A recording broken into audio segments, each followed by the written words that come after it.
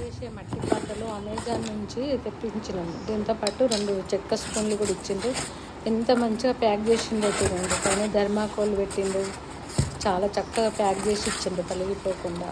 ఇప్పుడు రేపు అందరూ మట్టి పాత్రలలోనే ఎక్కువ వంట చేసుకొని తింటున్నారు కాబట్టి తినాలనే ఉద్దేశంతో ఇది తెప్పించుకున్నాము. చాలా బాగున్నాయండి. చాలా మందంగా ఉన్నాయి. ఒక రోజంతా నీళ్ళలో నానబెట్టాము. తెల్లారి కొంచెం ఆయిల్ పట్టించి వంట చేసుకోవచ్చండి.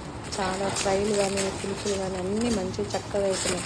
ఫ్రై అయితే మాడిపోకుండా వస్తుంది. చాలా మందంగా ఉన్నాయి కదా, మాడిపోకుండా ఫ్రై చాలా బాగా వస్తున్నాయండి. 3 పాత్రలు ఇచ్చిండు. 3 బాగున్నాయి.